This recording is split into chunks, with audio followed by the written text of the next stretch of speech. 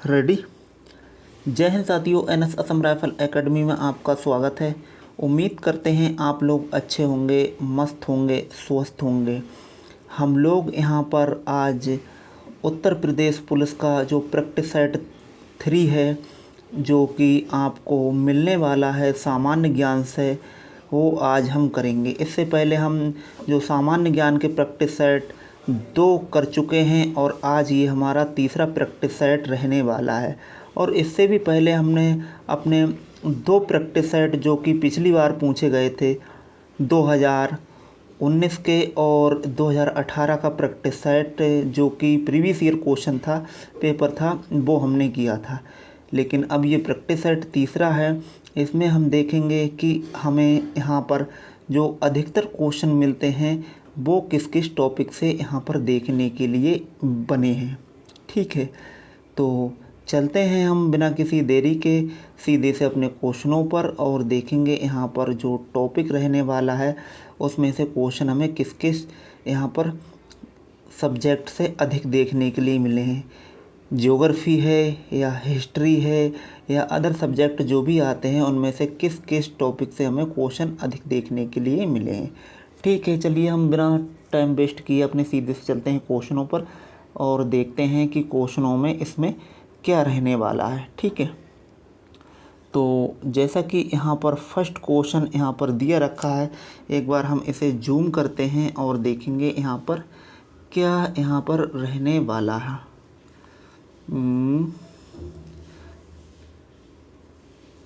इसमें ठीक से दिख नहीं रहा है, अगला पेज लेते हैं यहाँ से। ठीक है, यहाँ से आपको ठीक से दिखेगा। जैसे कि यहाँ पर देखो फर्स्ट क्वेश्चन दे रखा है और यहाँ पर कहा गया है कि गायत्री मंत्र का उल्लेख किस वेद में है।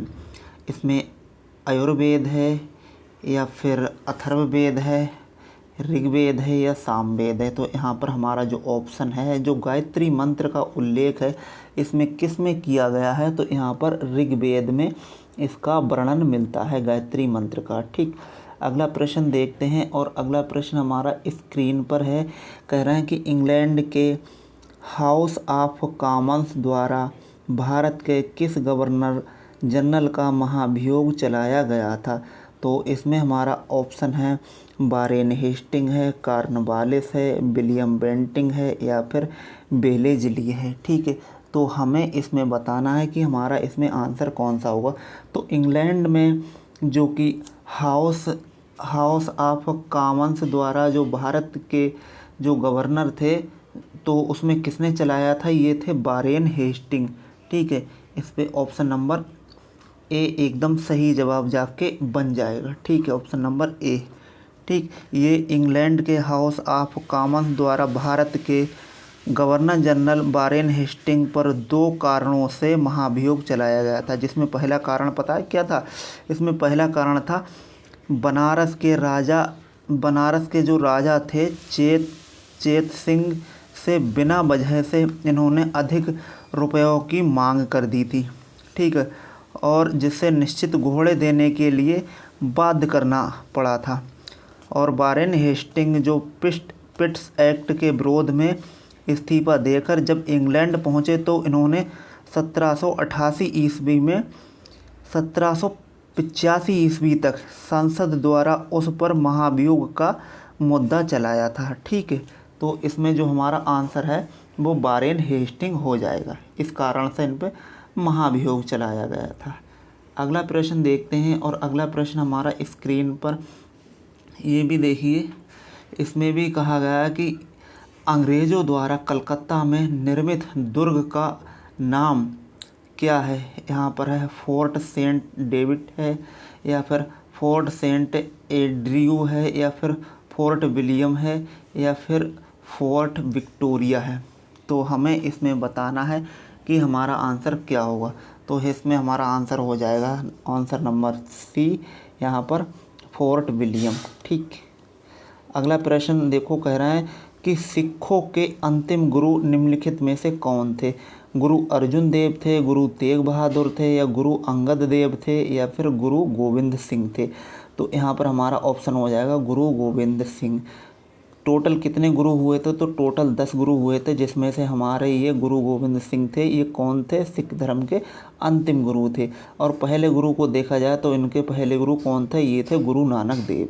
ठीक है, अगला प्रश्न देखते हैं। प्रश्न नंबर 5 कहा गया है कि गंगा को उत्तर से दक्षिण ले जाने वाला चोल राजा कौन था? तो इसमें चोल राजा कौन था? राज था, या फिर पारंतक था, या फिर महेंद्र था, या फिर राजेंद्र था। ठीक है, तो इसमें हमारा ऑप्शन क्या है? इसमें कौन थे? Rajendra Chola. Option number D option एकदम सही हो जाएगा। ठीक, अगला प्रश्न देखते हैं। कह रहा है कि पहला दादा साहब फाल्के पुरस्कार प्रदान किया गया था। दादा साहब फाल्के पुरस्कार है, ये सबसे पहले प्रदान किसे किया गया था? पृथ्वीराज कपूर के लिए किया गया था, पंकज मलिक के लिए, या BN सरकार के लिए, या देवकी रानी शेरिख के लिए? तो यहाँ पर हमारा ऑप्शन हो जाएगा ए, देवकी रानी के लिए। इनके लिए सबसे पहले दादा साहब फाल्के पुरस्कार प्रदान किया गया था। ठीक, अगला प्रश्न देखते हैं। अगले प्रश्न में कह रहा है कि तंजौर के बृहतेश्वर मंदिर का निर्माण किसने कराया था? जो तंजौर में बृहतेश्वर मंदिर है उसका निर्माण किसने कराया था? तो यहाँ पर राजेंद्र प्रथम है, या फिर है यहाँ पर कुलोत्तुंग है, या फिर नरसिंह वर्मन प्रथम है, या फिर राज प्रथम है? तो यहाँ पर हमारा ऑप्शन हो जाएगा बी, राज प्रथम। ठीक है, अगला प्रश्न है चार मीनार कहाँ स्थित है? तो यहाँ पर देखो सिकंदराबाद है, औरंगाबाद है, या फिर गाजियाबाद है, हैदराबाद। तो चार मीनार कहाँ पर स्थित है? चार मीनार हमारी जो स्थित है ये हैदराबाद में है। ऑप्शन नंबर बी, दक्षिण भारत में। ठीक, अगला प्रश्न देखते हैं। और अगला प्रश्न है, कह रहे हैं कौन सा पर्वत हिमालयी श्रृंखला का अंग नहीं है?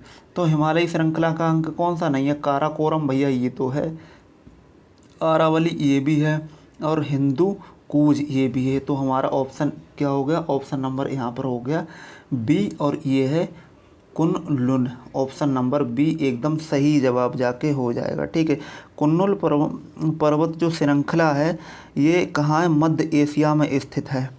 ठीक है, और सबसे बड़ी पर्वतमालाओं में से एक है। कुनलु पर्वत तिब्बत के पठार के उत्तर में स्थित है।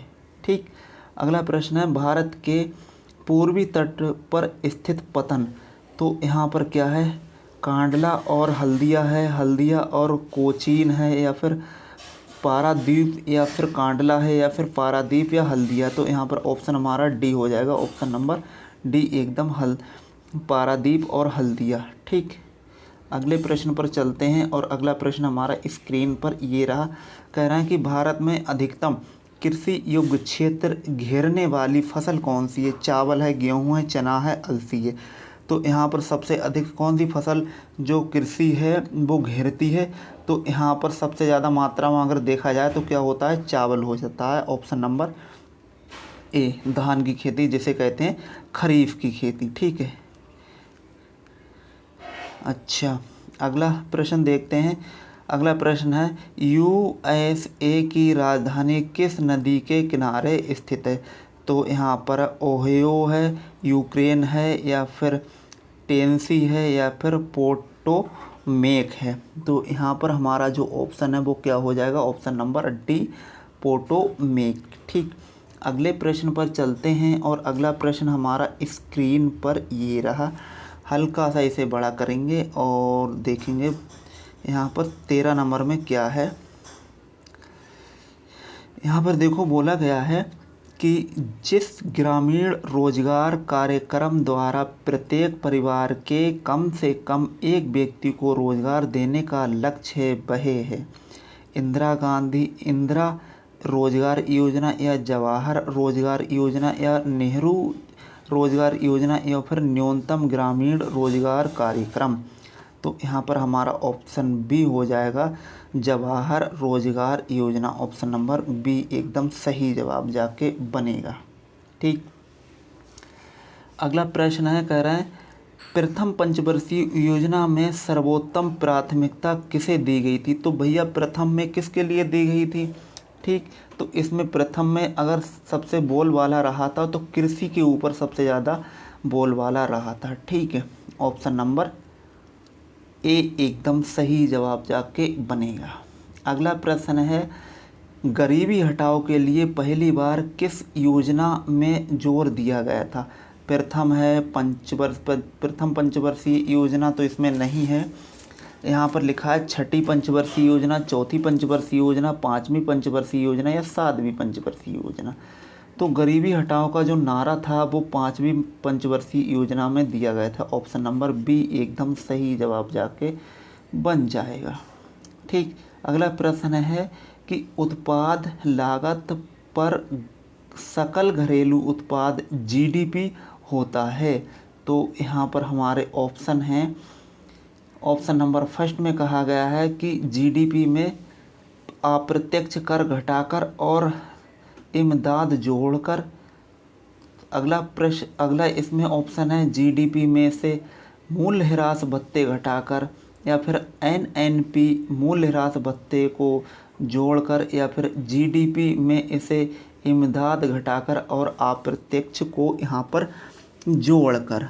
तो यहाँ पर हमारा जो ऑप्शन है ये हो जाएगा ऑप्शन नंबर डी, ये एकदम सही जवाब जाके बन जाएगा। ठीक। अगले प्रश्न पर चलते हैं और अगला प्रश्न हमारा स्क्रीन पर ये रहा, प्रश्न नंबर 17। प्रश्न नंबर 17 में यहाँ पर देखो बोला गया है, कहा गया है कि निम्नलिखित में से कौन से अनुच्छेद में समता का अधिकार प्रावधान है? आर्टिकल नंबर 14 है, आर्टिकल नंबर 19 है, आर्टिकल नंबर 21 है, या फिर आर्टिकल नंबर 20 है।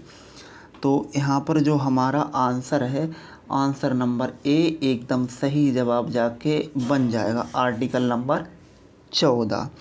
ठीक है। भारतीय संविधान में समता का अधिकार भाग 3 में वर्णित है। मौलिक अधिकारों के अंतर्गत आर्टिकल नंबर 14 से 18 तक दिया गया है। ठीक है। और आर्टिकल नंबर 14 में कानूनी सहायता, और आर्टिकल नंबर 15 से 18 तक ये सामाजिक आर्थिक समानता का वर्णन किया गया है। ठीक है। अगला प्रश्न है, कह रहा है भारत के महान्यायवादी की जो नियुक्ति है वो कौन करता है? यहाँ पर ऑप्शन में हमारे दे रखा है कि उच्चतम न्यायालय का मुख्य न्यायाधीश करते हैं, या फिर संसद करती है, वित्त मंत्री करते हैं, या फिर हमारे राष्ट्रपति जी करते हैं। तो यहाँ पर महान्यायवादी की नियुक्ति ये कौन करता है? ये करते हैं राष्ट्रपति जी। ऑप्शन नंबर डी ऑप्शन एकदम सही जवाब जाके बन जाएगा। ठीक है। अगला प्रश्न है, भारतीय संविधान के राजनीति के निर्देशक सिद्धांत कहाँ से लिए गए हैं? तो यहाँ पर ये हो जाएगा हमारा ऑप्शन नंबर डी, जो नीति निर्देशक तत्व हैं वो कहाँ से लिए गए हैं? आयरलैंड से लिए गए हैं। अगला प्रश्न है, शून्यकाल किसका विवेकाधिकार होता है? प्रधानमंत्री, विपक्ष का नेता का, या राष्ट्रपति, या फिर लोकसभा स्पीकर? तो यहाँ पर हमारा ऑप्शन नंबर बी हो जाएगा, लोकसभा स्पीकर। अगला प्रश्न 21 नंबर है, कह रहे हैं एन इनकलाब म्यूजियम के लेखक कौन हैं? तो यहाँ पर जो हमारा ऑप्शन है उसमें ऑप्शन फर्स्ट में है सलमान रुश्दी हैं, BS नायपॉल हैं, या फिर विक्रम सेठ हैं, या फिर TS एलियट हैं। तो यहाँ पर जो हमारा ऑप्शन है वो इसमें क्या हो जाएगा? ये हो जाएगा ऑप्शन नंबर हमारा डी, TS एलियट। ठीक। अगले प्रश्न पर चलते हैं और अगला प्रश्न हमारा स्क्रीन पर प्रश्न नंबर 22 है, और इसमें देखो क्या है। यहाँ पर कहा गया my best game of chess किस शतरंज खिलाड़ी की प्रसिद्ध यहाँ पर पुस्तक है? तो विश्वनाथ आनंद है, आनातोली हैं, या फिर कारपोव हैं, या फिर आनातोली कारपोव, या फिर बॉबी फिशर हैं, या फिर गैरी कास्पारोव हैं। तो यहाँ पर जो हमारा आंसर है इसमें हमारा आंसर क्या बनेगा जाकर? इसका आंसर सीधा सा है विश्वनाथ आनंद है। ठीक। अगला प्रश्न है, कह रहे हैं कि गामा किरणें हैं, गामा किरणें क्या हैं? उच्च ऊर्जा वाली विद्युत चुंबकीय तरंगे हैं। हाँ, ये देखो पहला ही आंसर इसमें मिल गया, ऑप्शन नंबर ए। ठीक है। अगला प्रश्न देखते हैं, कह रहे हैं कि घरेलू मक्खी द्वारा जो रोग होता है उससे कौन सा रोग फैलता है, जो मक्खी होती है घर में उनसे कौन सा होता है, एड्स होता है, प्लेग होता है, या फिर हैजा होता है, या फिर इनमें से सभी होते हैं। तो घरेलू मक्खी से जो फैलता है रोग वो कौन सा होता है, हैजा रोग। ऑप्शन नंबर ए एकदम सही जवाब होता है होगा। कह रहे हैं कि मानव शरीर में पाचन का अधिकांश भाग किस अंग में संपन्न होता है। यहाँ पर है पैंक्रियाज में है, या फिर बड़ी आंत में है, या फिर आमाशय में है, या फिर छोटी आंत में है। तो यहाँ पर जो हमारा आंसर है वो यहाँ पर ऑप्शन नंबर सी एकदम सही जवाब जाके बन जाएगा। छोटी आंत में अधिकतर यहाँ पर मिलता है। ठीक है, अगला प्रश्न है, और अगला प्रश्न देखिए क्या है। यहाँ पर कुछ उत्तर प्रदेश के बारे में लिखा हुआ है। उत्तर प्रदेश के बारे में होना ही चाहिए क्योंकि उत्तर प्रदेश पुलिस का पेपर है। तो कहा गया है कि उत्तर प्रदेश में सबसे अधिक पुराना विश्वविद्यालय कौन सा है।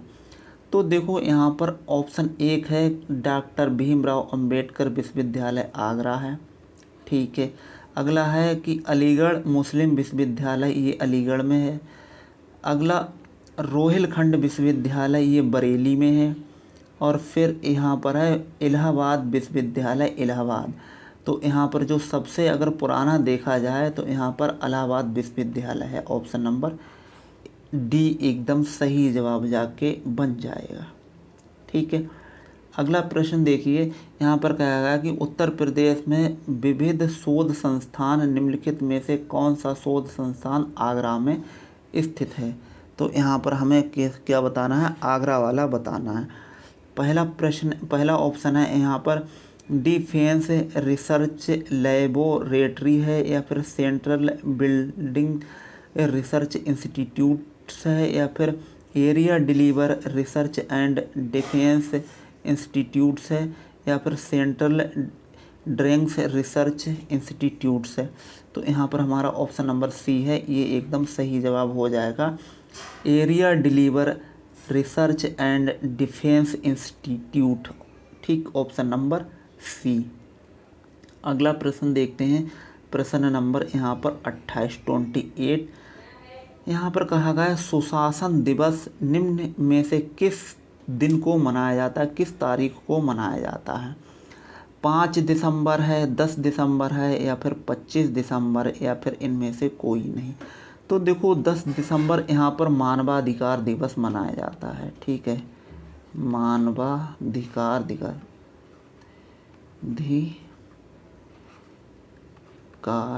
दिवस। अच्छा, और यहाँ पर जो 25 दिसंबर है यहाँ पर यही मनाया जाता सुशासन दिवस। यहाँ पर ऑप्शन नंबर सी हो जाएगा हमारा। ठीक, अगले प्रश्न पर चलते हैं, और अगला प्रश्न 29 नंबर प्रश्न है।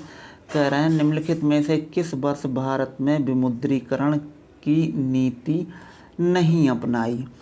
तो यहाँ पर 1978 है, 1946 है, 1999 है, या फिर 2016 है। तो यहाँ पर हमारा जो ऑप्शन है ये जाकर हो जाएगा ऑप्शन नंबर सी, यहाँ पर 1999।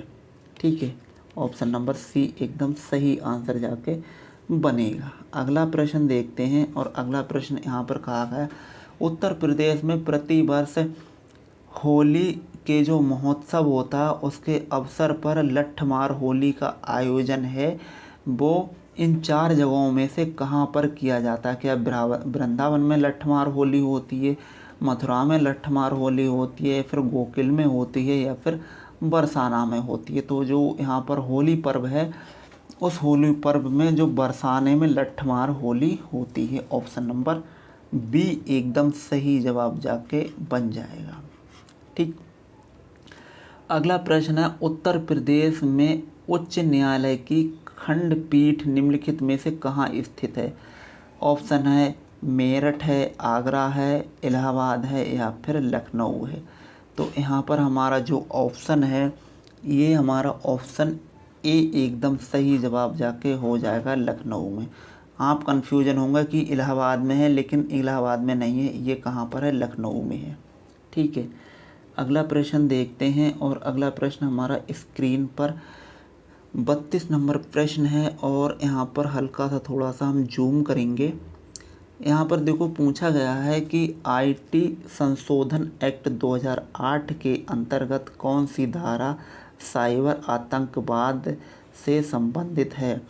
यहाँ पर धारा 66R है, धारा 66M है, धारा 66F है, धारा 66N है।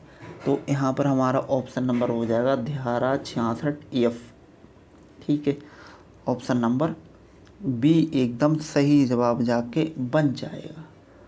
ठीक है, अगले प्रश्न पर चलते हैं। अगला प्रश्न देखो कह रहा है कि पारिस्थितिकी तंत्र में जैविक घटकों में होते हैं, क्या होते हैं, उत्पादक होते हैं, अपघटक होते हैं, उपभोक्ता होते हैं, या फिर ऑप्शन नंबर डी है ये सभी होते हैं। तो यहाँ पर क्या होते हैं, जो पारिस्थितिकी तंत्र होता है उसमें जैविक घटक क्या होते हैं, अपघटक होते हैं।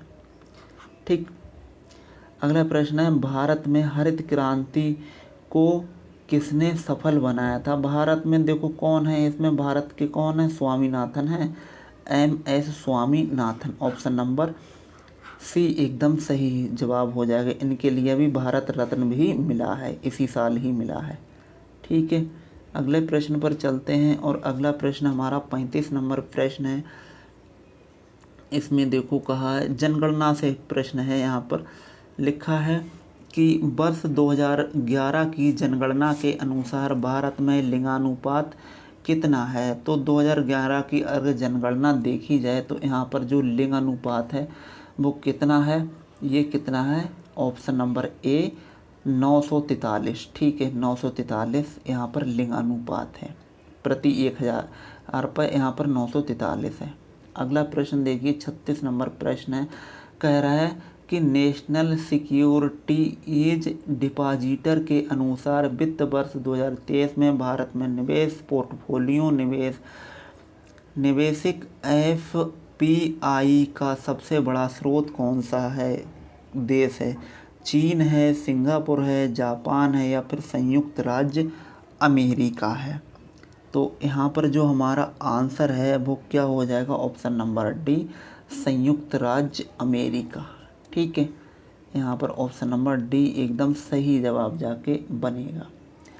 अगला प्रश्न देखते हैं। कह रहा है कि किसी भारतीय राज्य के वित्त वर्ष 2022-23 में भौगोलिक सांकेतिक GI टैग की सूची में शीर्ष स्थान प्राप्त किया है। तो यहाँ पर केरल है, महाराष्ट्र है, तमिलनाडु है, या फिर गुजरात है।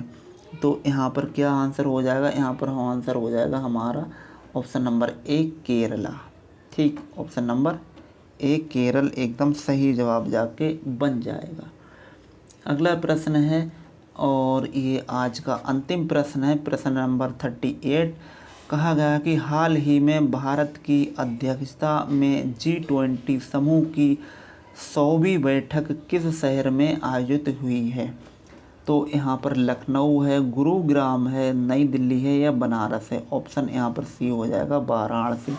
100वीं बैठक कहाँ पर हुई है, बनारस में हुई है। ठीक है, तो इस हिसाब से हमारे आज के ये जो सामान्य ज्ञान से प्रैक्टिस सेट हुआ ये हमारा कंप्लीट हुआ और इसमें 38 क्वेश्चन थे। 38 ही क्वेश्चन यहाँ पर पूछे जाते हैं, 37 हो जाते हैं, 38 हो जाते हैं, इससे ज़्यादा क्वेश्चन नहीं बनते हैं। ठीक है, तो आपको पेपर का जो यहाँ पर क्वेश्चन है उन क्वेश्चनों को देखकर अंदाज़ा लग गया होगा कि हमें जो पढ़ना है वो यहाँ पर कौन कौन से टॉपिकों पर ध्यान देने की ज़रूरत है। ठीक है, तो इस तरह से हमारा ये प्रैक्टिस सेट कंप्लीट हुआ। आपको क्वेश्चन अच्छे लगे हों तो वीडियो को लाइक कीजिए, और जो भी हमारे इस चैनल पर नए हैं तो इससे पहले हमने जो प्रैक्टिस सेट कराए हैं वो आप एक बार अवश्य देखिएगा जाकर, आपको बहुत ही इनसे लाभ मिलने वाला है। वैसे तो हम पर डे इसका जो रीजनिंग पोर्शन है उसका तो प्रैक्टिस सेट कराते ही हैं, लेकिन जो संडे टू संडे होता है उसके लिए हम इसका जो कराते हैं वो सामान्य ज्ञान का से संबंधित प्रश्न हम कराते हैं। ठीक है, और अगर आप रीजनिंग में टॉपिक वाइज रीजनिंग पढ़ना चाहते हैं तो आप प्ले स्टोर में जाइए, टॉपिक वाइज रीजनिंग में उसमें आपको प्रत्येक चैप्टर की टॉपिक वाइज रीजनिंग मिल जाएगी देखने के लिए। बहुत ही बेसिक तरीके से हमने उसमें बताया है और आपको 27 से 28 चैप्टर मिल जाएंगे जो टॉपिक वाइज रीजनिंग कराई है, ठीक है। और बाकी तो सब ठीक है, पढ़ते रहिए, मस्त रहिए, स्वस्थ रहिए। और पेपर तो खैर अब होएंगे ही, एक बार अच्छे से तैयारी कीजिए और नौकरी ले लीजिए। और बाकी जो आपने अपने मन मस्तिष्क में जो भी छवि बनाई है वो सपना आप पूरा कीजिए, ठीक है। और जो भी हमारी ये वीडियो पहली बार देख रहे हैं या हमारे चैनल पर नए हैं तो चैनल को सब्सक्राइब कीजिए, शेयर कीजिए और लाइक भी आप कर सकते हैं। कमेंट बॉक्स में हमें अवश्य बताइएगा कि जो प्रश्न हैं उनका जो लेवल था वो कैसा था और हमारे कितने प्रश्न इतनों में से कितने ठीक हुए हैं।